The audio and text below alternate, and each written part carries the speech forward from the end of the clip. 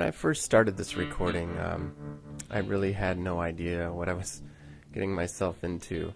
I mean, I started it in 2002, 2003, and it just was just supposed to be me, just supposed to be me experimenting with these different ideas I had while I was studying audio, and then it just collaborated with so many different people and so many different creative perspectives. I mean, it was just an incredible experience. I mean, I feel really blessed and to know that all of this really happened on accident.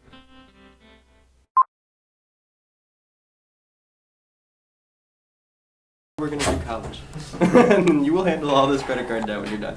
Credit card debt, student loans, and 1 or 2 grants. And that's how it goes. I had to wear the ugly shirt I own, James, just for you, because I knew you were taking pictures. Because later he's going to smash a watermelon. Working with these guys was it was quite an interesting experience. There was so many different things going on at once, and I mean, just the different studios that we've worked in and all the people that were involved. Like my producer, Matthew, has been so reluctant to have me listen to some of the final mixes, when working with Tony, my engineer. And overall, they did a lot of work on their own with the mixes without even me being in the room. So that was quite interesting. Are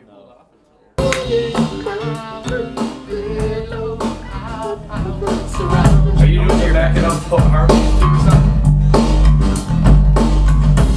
Don't say anything. I'm used to. Looking back at all the studios that we used, I mean, we started this at Columbia College Studio down in the South Loop of Chicago. But, but we didn't limit ourselves there. I mean, we kind of ventured out and, like, for instance, up north, we used Tony's home studio, Urchin Recording. Over the course of time, Tony started to learn his own room, and, we were just going to use the studio for just, scratch tracking. But ended up actually, recording about a good 60% of the album in his home studio. But we didn't stop there. I mean, I also did some own recording in my home studio, and Jim Tulia's studio up north, and just whatever we could get at the time.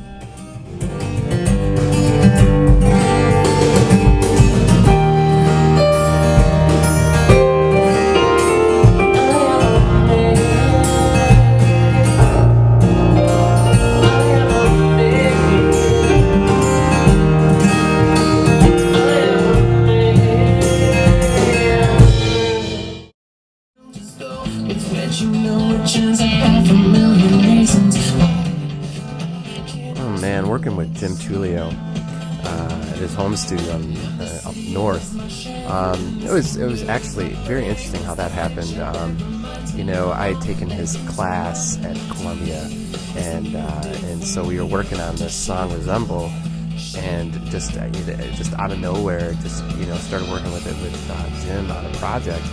And, we went up to his studio on the north side and just kind of hung out and listened to what this guy can do with a song like Resemble. I mean, it's just astounding.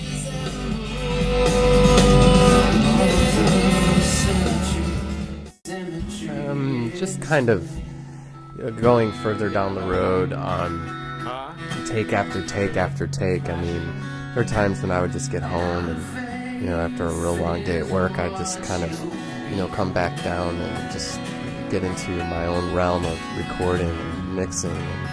And I mean, most of the stuff that's just purely acoustic with just me and a guitar, I mostly did a lot of that myself, only because I knew what I wanted to hear and how I wanted it to go. And the editing on that is so minimal, so it was just kind of like, step back for myself and kind of do that stuff on my own.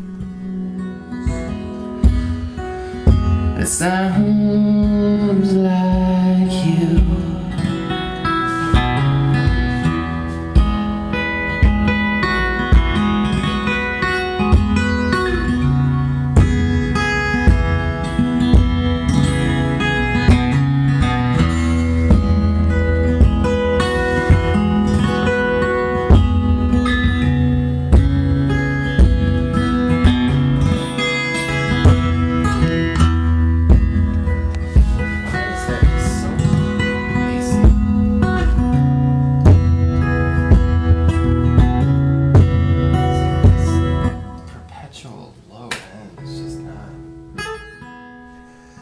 sometimes working on my own was a blessing, but then there were times when I get so frustrated just trying to figure, because it was only just my ears, I'm so used to working with other people at times that I can only trust myself, which is good and bad. I mean, there were times when it was like, I really got what I wanted by myself, and then there were times when I didn't.